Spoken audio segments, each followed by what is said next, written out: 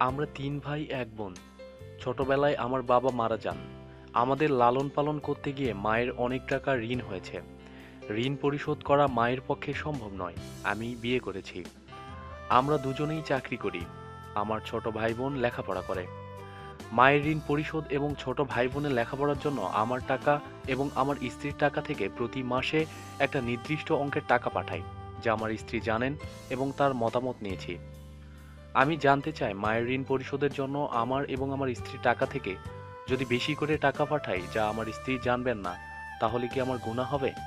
উত্তর: অত্যন্ত সুন্দর প্রশ্ন করেছেন।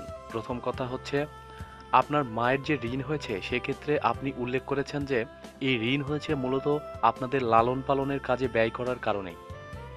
যেহেতু তিনি এই কাজেই ব্যয় করেছেন এবং আপনাদের জন্যই সেই সম্পদ ব্যয় করেছেন, তাই ওয়াজিব হচ্ছে সেই ঋণ পরিশোধ করে দেওয়া। এটি আপনাদের এখন পরিশোধ করা প্রয়োজন, অন্যথায় তিনি এ টাকা পরিশোধ করতে পারবেন না। তাই আপনি আপনার সম্পদ থেকে যেভাবে ইচ্ছা খরচ করতে পারেন, এটা আপনার স্ত্রীকে জানানোর প্রয়োজন নেই।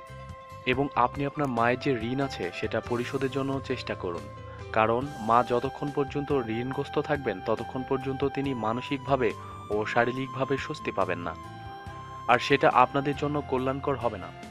তাই আপনি চেষ্টা করুন আপনার নিজের সম্পদ থেকে যথাসম্ভব মায়ের যে ঋণ আছে সেটা পরিশোধ করার জন্য। এক্ষেত্রে যদি স্ত্রীকে জানানোর প্রয়োজন মনে করেন, জানাতে পারেন, তাতে অসুবিধা নেই।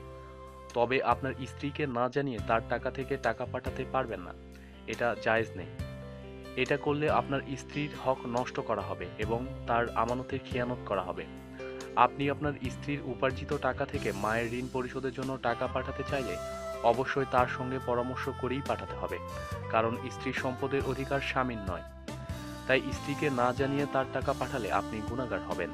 প্রতিদিন সব খবরাখবরের জন্য সাথী থাকুন এবং সাবস্ক্রাইব করুন।